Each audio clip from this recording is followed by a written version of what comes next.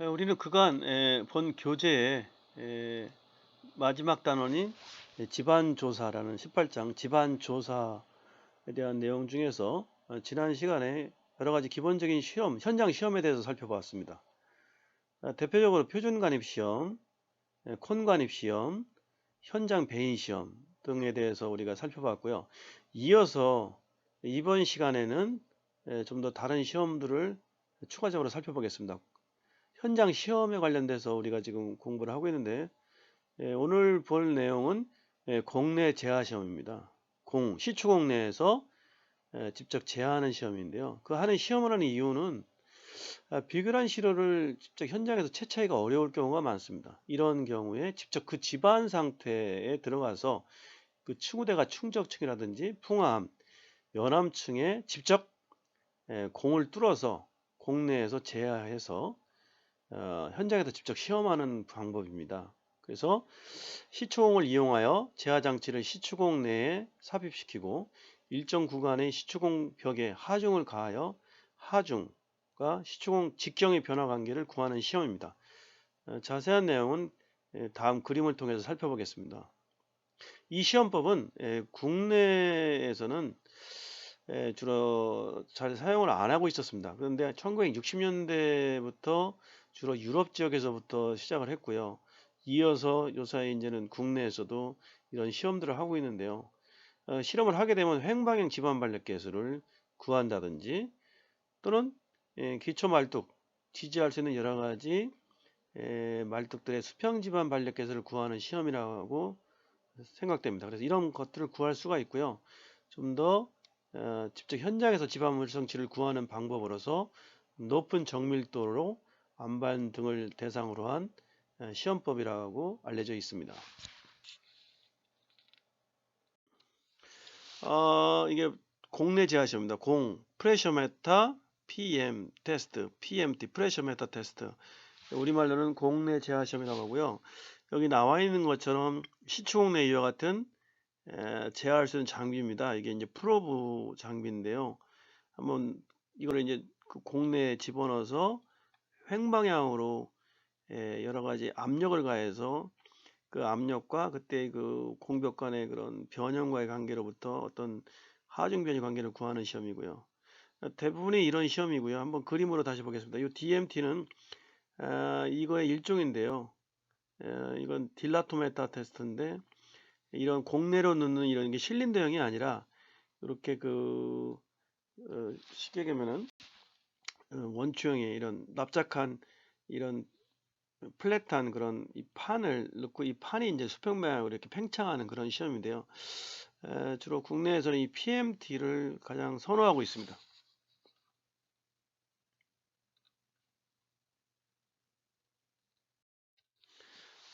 단면들을 보면 그렇습니다. 아까 보았던 이와 같은 시추공 내에 이런 그 수평으로 팽창할 수 있는 그런 실린더형의 장비를 집어넣고요. 이 장비 위로는 여러 가지 이제는 그 압력을 가할 수 있는 여러 가지 질소가스를 넣어서 압력을 가하는 게 대부분인데요. 이걸 넣어서 이 공내에서 이 프로브를 수평 방향으로 팽창시키는 겁니다.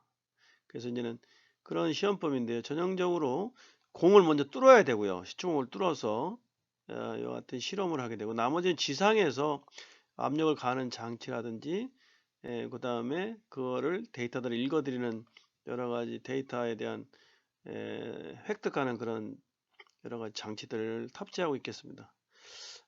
시험하는 전경인데 이거는 뭐 전경이라보다는 이 자체가 이제 공에 들어가게 되면은 그걸 연결하는 봉이 있어야 되겠습니다. 그 봉과 최종적으로 이 봉 하단에 이와 같은 실린더형의 프로브를 넣고서 팽창하는 시험입니다.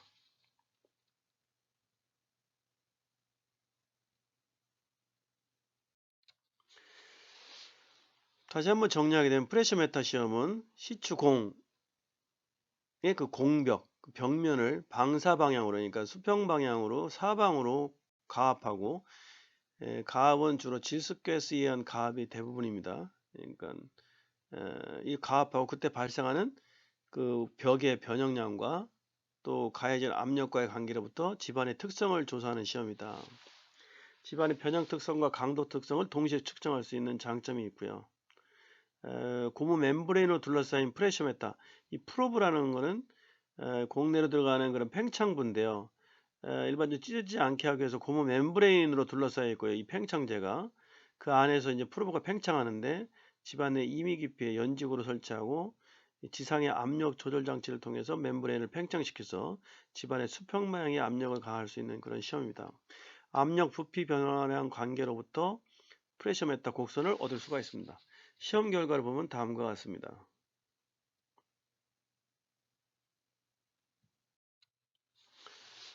이게 전형적으로 이제는 그 Y축은 공병 내로 수평 방향으로 팽창시킬 수 있는 그때 압력, 하중 강도, 이제 단위 면적당의 압력이 되겠고요.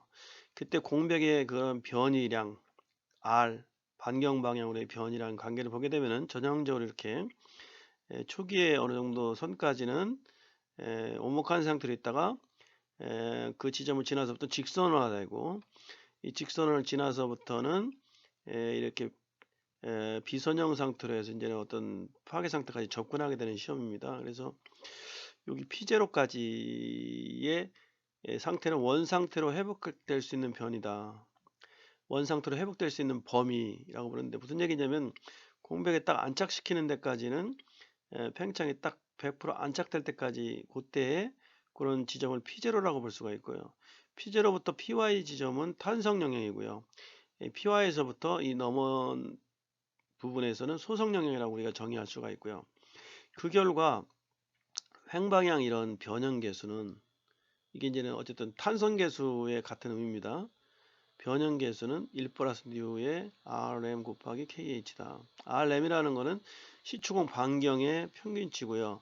그때 KH는 수평 집안 반력 계수로서 그때의 수평 방향의 변이량 델타 R분의 그때 하중의 증가 델타 P의 관계로부터 계산해서 우리가 최종적으로 횡방향의 탄성 계수, 즉 변형 계수를 구할 수 있는 방법입니다.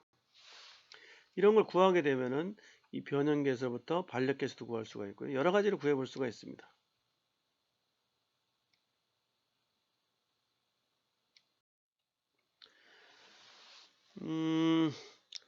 그 다음에 이제 시추공 전단 시험. 그리고 공내에서 직접 전단 시험을 한다는 뜻입니다. 우리가 실험실에서 하는 전단 시험 중에서는 여러분들이 직접 전단 시험이나 삼축, 압축, 인발 시험에 대해서 공부를 했는데, 실험실에서 실험을 할 수 없는 단계들이 많습니다. 실제 현장에서 불그란 시로 채취가 어려운 풍암층 및 연암층의 강도 정수를 선정하기 위한 현장 시험이다라고 보면 되겠고요. 그때 그 현장 집안의 풍암 및 연암의 점착력 또는 내부 마찰력을 결정할 수 있는 시험이다. 내내 그 국내 전단 시험처럼, 국내 재하 시험처럼 시추공을 먼저 뚫고요.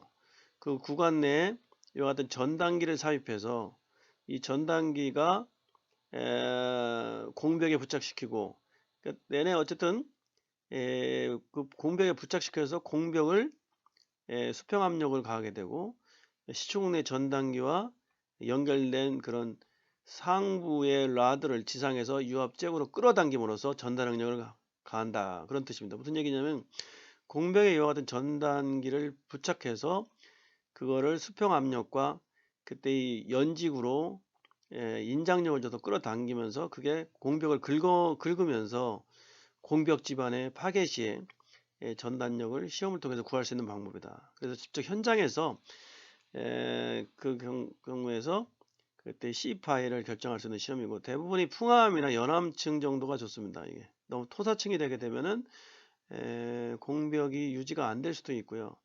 일반적으로 시험하기가 좀 더 되려면 좀 더 어느 정도 굵기에 풍암층이나 연암층이 좋은 걸로 나와 있고요. 시험 구간을 변경으로 동일한 방법으로 수평력을 바꾸어서 3회 이상 수행해서 그 평균치를 가지고서 대략 우리가 시추공에서의 전단 시험 C파이 값을 구할 수가 있다.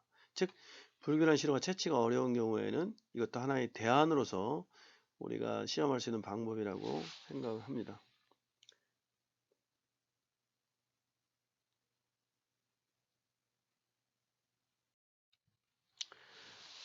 평판 제하 시험입니다. 평판, 플레이트 제하 로딩 테스트, 평판 제하 시험, 플레이트 로딩 테스트. 주로 제하판의 가해진 하중과 치마량 관계를 이용해서 여러가지 이런 전단 파괴 유형, 극한 및 항복 지지력, 집안 반력 개수 및 변형 개수를 측정하는 시험이다.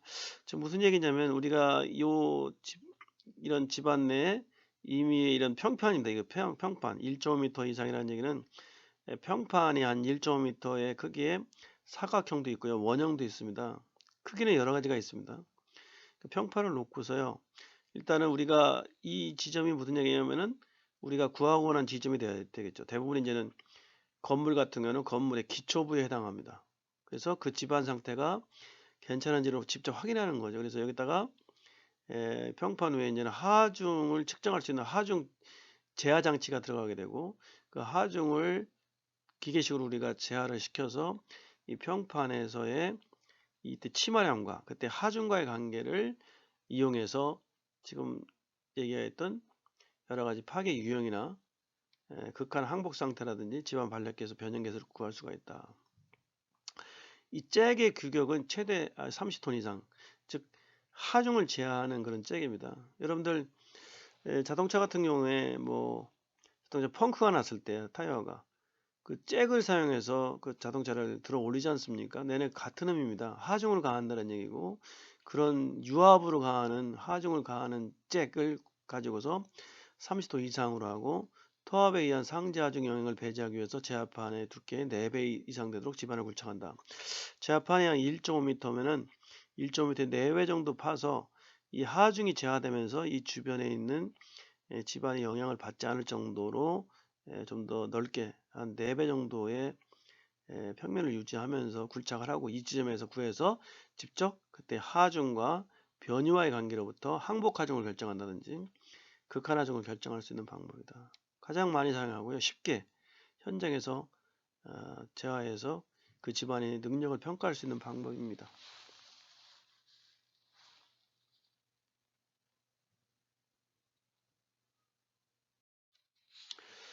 여러분들 교재로 다시 돌아왔습니다. 내내 18장 내에서 Other Institute Test, 다른 여러가지 현장 제하 시험입니다. 그래서 베인시어 테스트, 우리가 지난 시간에 공부했던 현장 베인시어, 똑같은 의미입니다. 베인이 현장도 있고 뭐 실내도 할 수 있는데 내내 그런 거고, 보어 프레셔 메타 테스트, PMT, 이게 내내 공내로 우리가 이렇게 실린더형의 멤브레인을 쌓여있는 이런 프로브가 수평으로 팽창하는 시험, 보어홀, 구멍, 시추공의 PMT, 국내 제하 시험을 전경을 보고 있습니다.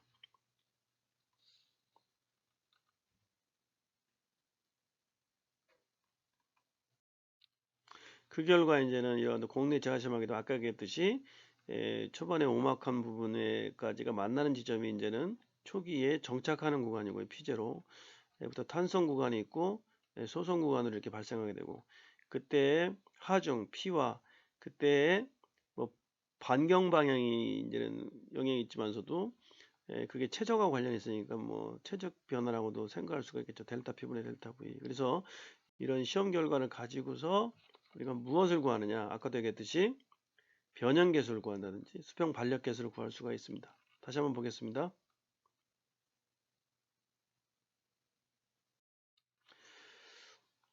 이와 같은 그 일반적 탄성 영역에서는 아까 직선부를 얘기합니다. 2의 1 플러스 뉴, 이거는 포화선 모입니다.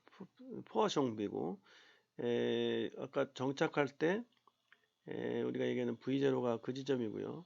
그때 이제 직선부의 기울기를 가지고서 그 집안의 탄성 개수를 결정할 수 있는 방법이다. 아까 나와 있는 시각과 비슷합니다. 사실은. 그 다음에 일반적으로 이 집안의 이 어쨌든 탄성 개수는 대략 약 2.66의 V0의 델타 P다.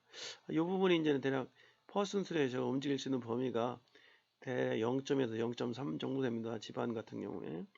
그러니까 대략 그걸 정리해 보게 되면 이런 식으로 될 수 있다. 이런 얘기고요.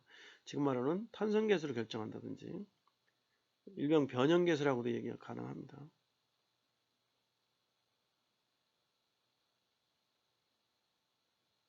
이 같은 관계에서 우리가 탄성계수를 결정하게 되면 또 전단탄성계수를 결정할 수가 있습니다. 이 식이 결국은 탄성 지반인 경우에 탄성 재료인 경우에 탄성계수와 전단탄성계수의 관계식이고요.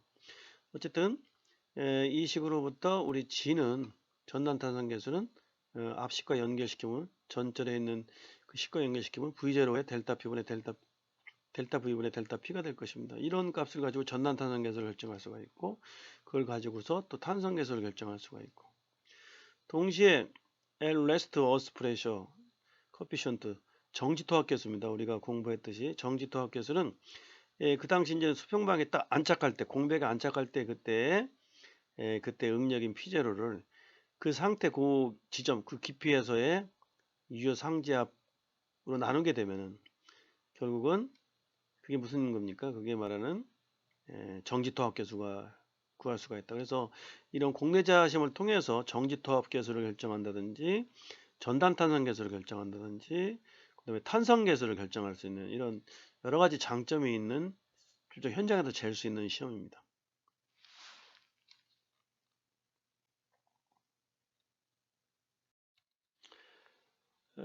콘관입 시험 중에서 제가 얘기했듯이 전기식이 있고 기계식이 있었는데 하여튼 그런 경우에 대해서 여러분들 교재에 나와 있는 콘에 대한 그런 단면을 보고 있습니다.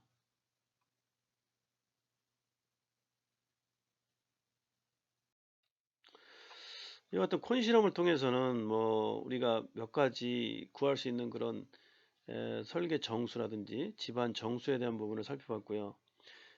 그때도 우리가 이와 같은 콘의 선단 저항력을 가지고서 그 집안의 네오마 찰가하고 이렇게 관련 지어 볼 수 있는 이건 콘입니다. 지난번 시간에 SPT 표준관입 시험에서도 이런 게 있었는데 이 쿠로웨이 앤 메인이라는 학자가 제안된 식인데 콘에 대해서도 선단 저항력 QC라는 거는 선단을 얘기합니다. 주면이 아니고 선단에서의 저항력 값이고서 파이를 결정한다든지 또한 또 시머트만이나 학자는 샌드 집안 이런 모래질 같은 경우에는 콘의 선단 저항력의 약 2배 정도가 그 집안의 탄성 계수다 이런 정도로 해서 경험식을 이렇게 제안을 했습니다. 그러니까 선단 저항력을 가지고서 일정한 값의 경험식으로 이렇게 마련돼서 탄성 계수를 이렇게 결정할 수 있는 이런 경험식도 제안되어 있습니다.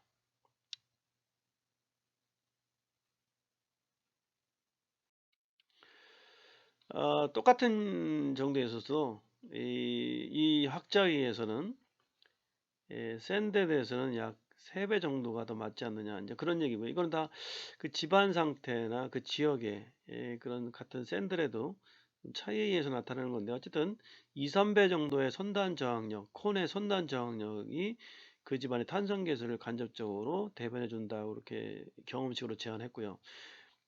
점토 지방 같은 경우는 훨씬 더 커서요. 7배의 QC 이런 간단한 경험식을 가지고서 그 점성토 집안의 탄성 계수를 결정할 수 있는 식을 제안했고 참고로 여러분들이 이런 직접 이런 자료들 탄성 계수를 결정하기 어려울 때 근사적으로 이와 같은 현장 제화 시험을 통한 경험식을 가지고서 한번 미리 예비 설계 단계에서 한번 구해 볼 수 있겠습니다.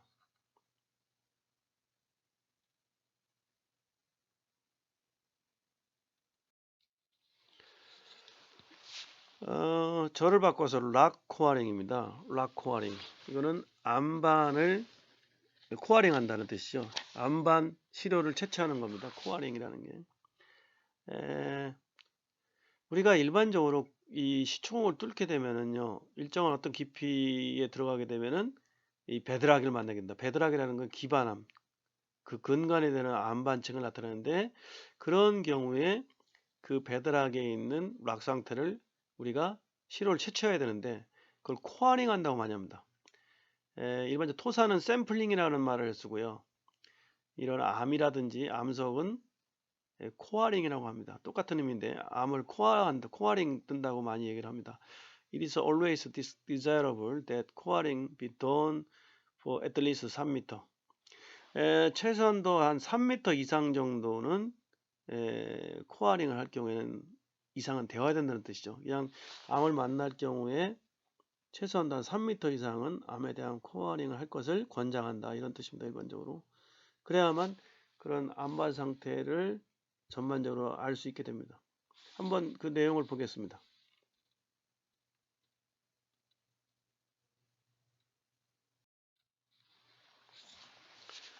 락 코어링, 샘플링이라는 뜻입니다. 락 샘플은 일반적으로 락 코어라고 한다.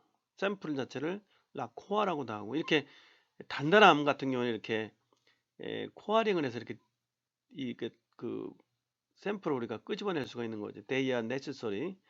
일반적으로 우리가 좀 더 정교한 현장 시험을 하게 되면은 우리가 락 코어를 이렇게 채취할 수가 있다.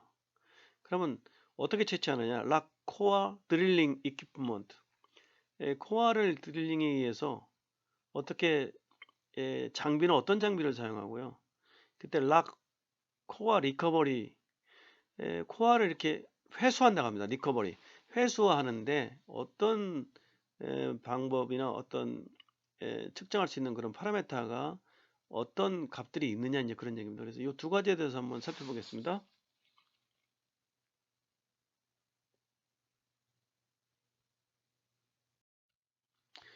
이게 이제 락 코어링하는 코어 배럴입니다. 장비라고 보면 됩니다. 락 코어링. 그래서 이게 이제는 코어 배럴이라고 보면 되고요. 요 배럴 안에 이제 이게 회전하게 되는 거죠. 이게 회전하듯이 돌아가면서 이때 안발에 들어가면서 이게 배럴 밑에는 이 안발을 끊거나 잘라내거나 우리가 파쇄시킬 수 있는 비트, 코어링 비트가 있고요. 이 비트가 이제는 360도 회전함에 따라서 이 안으로 이제는 상부에서 이제 드릴링 라드 연결봉이죠. 깊이로. 그래서 이거를 하중을 가하면서 이걸 회전시키게 되면 이 코어 배럴을 이 안으로 락코어 샘플들이 이렇게 관입할 수 있지 않습니까? 이게 이제 우리가 뜨고자 하는 락코어입니다. 그래서 이런 경우에 하나의 관, 싱글 관입니다. 단일관이라고 하고요. 이런 경우는 이중관입니다. 이중관. 관이 두 개가 있습니다. 그 이유는 뭐냐면 이게 단일관이 되게 되면은 이게 회전함에 따라서 이 코어가 편심을 받을 수가 있다든지 아니면 교란 상태를 이렇게 떨어뜨릴 수 있는 경우가 많습니다. 그렇기 때문에 일반적으로 내관 안쪽에 있는 관이 이걸 잡고 있으면서 바깥쪽을 돌려서 가능한 한 이 락코어가 샘플링하는 동안에는 흔들림이나 균열이나 파쇄나 이런 교란 상태, 즉 교란 상태로 바뀌는 경우를 방지하기 위해서 이렇게 이중간을 쓸 경우에는 더 훨씬 좋고요. 3중간을 쓰면 더 좋다고 합니다. 하여튼 2중간 정도까지 써서 이 코어를 가장 언디스터브드, 비교란 상태로 우리가 끄집어내는 게 가장 중요하다고 볼 수 있습니다.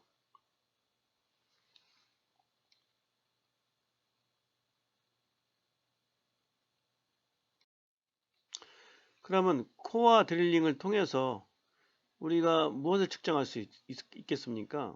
여러 가지 이제는 파라미터들을 결정해야 되는데, 예를 들어서 이게 지금 그림상으로 이게 지표입니다. 지표에서부터 쭉 해서 내려감에 따라서 이제 이렇게 코어가 돼서 이렇게 올라왔다고 보십시오. 그래서 뭐 중간중간에 이렇게 전리도 있고요, 크랙도 있고요, 여러 가지가 있을 수가 있습니다.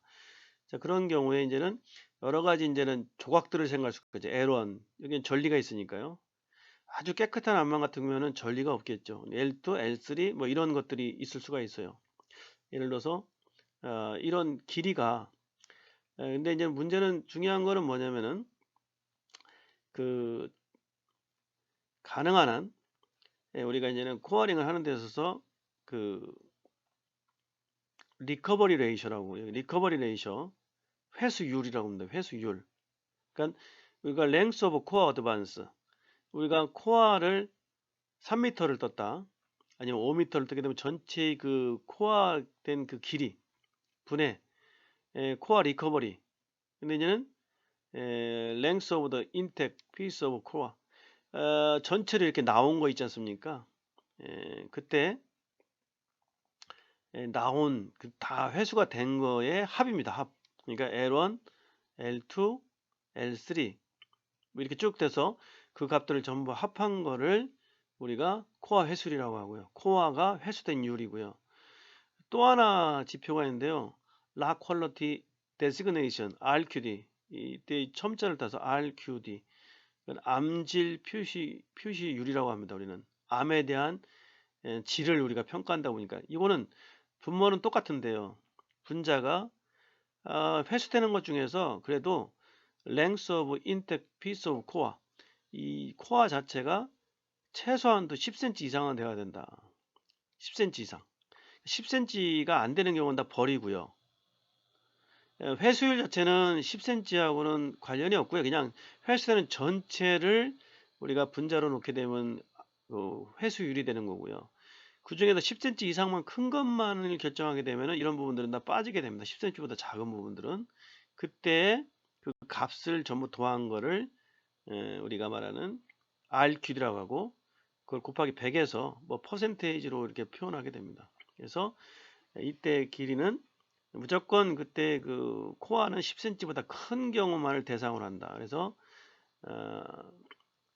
R, 서브 R, 그 다음에 RQD 이렇게 있으니까 좀 한번 여러분들이 이런 용어 정도는 좀 알고 있어야 되겠습니다. 그 결과 우리가 간접적으로 유추해 볼 수가 있습니다.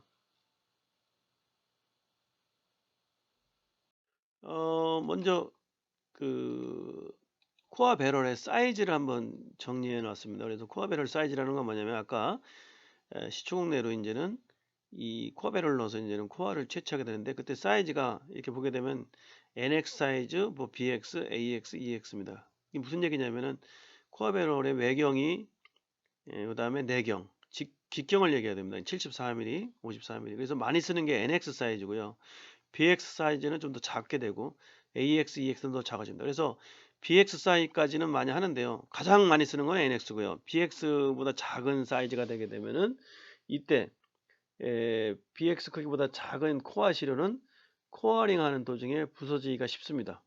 이런 경우에는 의미가 없기 때문에 주로 NX 사이즈를 가장 선호하고요. 우리가 좀 더 작은 경우에는 BX 사이즈까지는 하되 그 이하는 주로 코어 배럴을 사용해서 이런 작은 직경의 샘플링을 하지 않는 것을 원칙으로 합니다.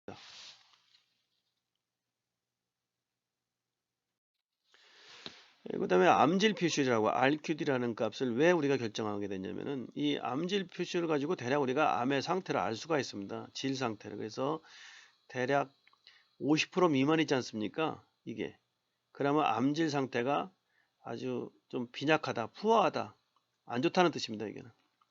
25%까지는 뭐 그렇고요. 그보다 작으면 베리 푸어, 아주 안 좋은 상태고요. 만약에 50% 이상 되면서 약 75%까지는 페어, 양호하고요. 90%까지는 좋은 상태라고 볼 수 있고요. 90% 이상은 엑셀런트하다, 아주 좋은 집안, 암질이 좋은 상태로 우리가 표현된다. 그래서 RQD 값을 가지고 간접적으로 우리가 그 암 상태를 우리가 추정해 볼 수가 있다. 그래서 많이 쓰고 있는 차트입니다. 그래서 한번 여러분들이 50%가 가장 근간이 되고요. 그 다음에 75%, 뭐 90%까지는 대체로 양호하고 좋은 집안 암인 걸로 알 수가 있고요. 90% 이상이 되면 완전히 그 극경암 상태로 아주 좋은 상태라 보면 되겠습니다.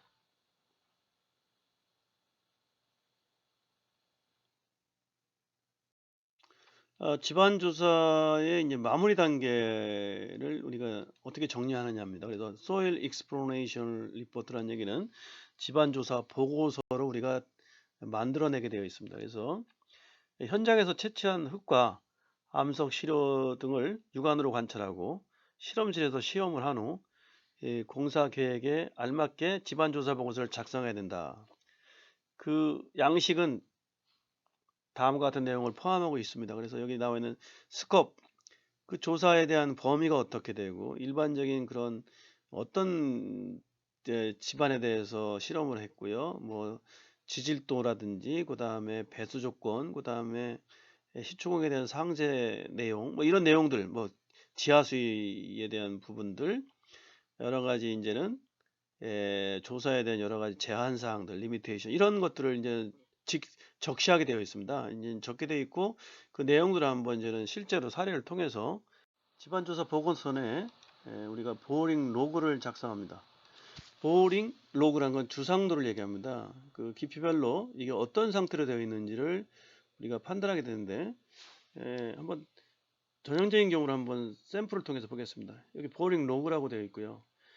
첫 번째 우리가 이 로그를 열게 되면은 이니셜 인포메이션, 일반적인 정보들이죠. 뭐 프로젝트명, 그 다음에 시험한 위치, 그 다음에 시험한 날짜, 그 다음에 시험한 공, 그 다음에 사용한 여러 가지 보링 장비들, 그 다음에 지표면의 위치, 그 다음에 누가 실험했는지, 뭐 이런 것들을 우리가 일반적인 사항으로 적게 되어 있습니다. 이어서 실제로 한번 구체적인 내용들을 살펴보겠습니다. 먼저 소일 디스크립션, 지층이 어떤 상태로 구성되어 있는지 지표에서부터 여기 예를 들어서 클레이 필이 베립토층이 이렇게 있고요. 점토의 층이 있고요. 그 다음에 실티 샌드 층이 이렇게 있습니다. SM이라는 통일분류법상에서의 그런 층서가 이렇게 깊이별로 대략 0.5m에서부터 3m까지 있다는 거죠. 그 이어서 예를 들어서 클레이 실티층이 있는데 그 중간에 임의 깊이의 그라운드 워터 테이블이 이렇게 위치하고 있다는 겁니다. 이런 경우들, 그래서 그 지층의 그 조건과 상태와 그 다음에 충후대 깊이를 우리가 알 수 있는 그런 소일 디스크립션이 되어야 되겠고요. 이어서 그 깊이별로 이제는 여러 가지 시험한 그런 방법들을 적게 되어 있습니다. 예를 들어 소일 샘플링 타입. 그럼 샘플링은 어떤 걸 통해서 했는지, 예를 들어서 여러 가지 토사나 암에 대한 코어링 방법들 아니면 샘플링 방법들을 적게 되어 있습니다. 그래서 어떤 깊이에서 SS1이라는 거는 쉘비 스프릿 스푼 샘플러, 스프릿 스푼 샘플러 두 번째 위치 뭐 이런 식으로 SD 쉘비 튜브 첫 번째 뭐 이런 식으로 해서 샘플링 하는 그런 장비라든지 방법들을 적게 되어 있습니다. 뭐 여러 가지는 코어링한 깊이라든지 그 다음에 회수율이라든지 그 다음에 RQD 값들을 적게 되어 있고요. 뭐 이런 것들을 여기 이제 빨간 층 내에 이제는 우리가 적게 되어 있습니다. 그 다음에 이어서 이제는 또 적을 수 있는 게 뭐냐면 인시추 테스팅, 그 결과 어떤 시험들을 했는지, 예를 들어서 샘플링 결과, 예를 들어서 뭐 SPT 테스트 같은 경우에는 표준가립 저항지 시험 60%의 에너지 효율을 나타낼 때 그때 표준가립 저항치 값들을 우리가 이제 여기 적은 게 하나의 샘플로 나와 있습니다. 뭐 이어서 내추럴 워터 컨텐트, 함수비 같은 걸 적게 되어 있고, 그래서 적을 수 있는 건 이렇게 오른쪽으로 가면서 계속 적을 수 있으면 좋겠습니다. 시험한 방법 내용에 준해서는 다 적게 되어 있고, 마지막으로 코멘트라고 해서 그럼 이런 실험이나 뭐 샘플링 하면서 여러 가지 특이사항이라든지 아니면 알려주고 싶은 정보 같은 경우를 뭐 적게 되어 있죠. 여기 이런 경우를 함수비 실험을 했더니 X 관계가 38%였다든지 뭐 Q 일조값적 강도가 이런 정도 값이었다든지 이런 정도로 해서 좀 더 정확한 값들을 정보를 제공하게 됩니다.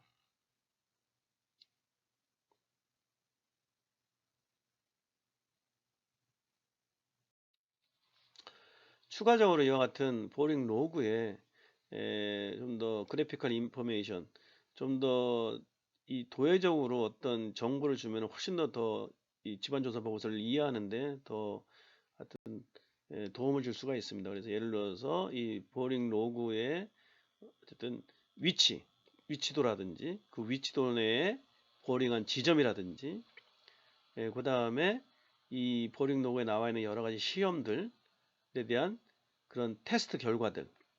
그러니까 결과들이라는 것은 이 결과치를 뽑기 위해서는 여러 가지 실험들을 실내나 실외에서 하게 되는데 그때 직접 실험한 그런 결과들을 실험값들과 병행해서 보여줄 수만 있으면 훨씬 더 유익한 정보가 되겠고요. 더 신뢰할 수 있는 정보가 되겠습니다.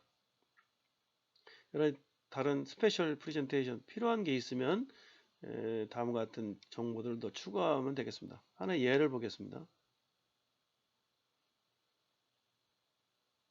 일례로 이 어떤 집안조사 보고서에 추가적으로 이와 같은 단면도입니다. 이건 예를 들어서 보링 로그를 통해서 우리가 첫 번째 하나 둘셋넷 다섯 여섯 일곱 여덟 번째 보링 로그를 통해서 각 위치에서의 표터층의 예를 들어서의 두께라든지 그 위치를 우리가 알 수가 있게 되겠습니다. 그거를 우리가 보관하다고 보면 되죠. 각 층마다 두 번째 층, 세 번째 층, 네 번째 층, 다섯 번째 층. 그래서 이 같은 단면도를 보게 되면은 표토층의 그런 분포 형태라든지 두께도 알 수가 있고, 두 번째 층우대가 상당히 좀 이쪽 방향으로 감에 따라서 더 깊어지고 층우대가 더 두껍다든지, 아니면 어떤 세 번째 층이 중간에 이렇게 협재가 돼 갖고서 일단 이런 지층이 추가적으로 나온다든지, 이런 과정들을 우리가 제대로 알 수 있게 된다는 뜻입니다. 그래서 이와 같은 단면도를 통해서 우리가 집안 상태를 명확히 알 수 있고, 좀 더 정확하게 집안 정보를 우리가 제공할 수 있는 그런 리포트가 되겠습니다. 이상과 같이 18장 집안조사 관련된 수업은 마치겠습니다. 우리가 지난 3학년 1학기 토질역학, 2학기 본 교과목인 집안 시스템공학을 모두 공부하고 모든 교과 과정을 마치게 되겠습니다. 이어서 여러분들이 좀 더 이 분야에 대해서 실제 이와 같은 기본적인 이론과 응용 부분을 구조물에 적용할 수 있는 기초구조물 관련된 설계와 현황 관련된 부분을 돌아오는 수요일 날 수업을 하겠습니다. 특강으로서 국내외 기초구조물의 현황 및 설계에 관련된 부분을 1시간 정도 여러분들한테 소개를 하고 본 교과목의 모든 과정을 마치고 종강하겠습니다. 그럼 수요일 날 다시 만나겠습니다.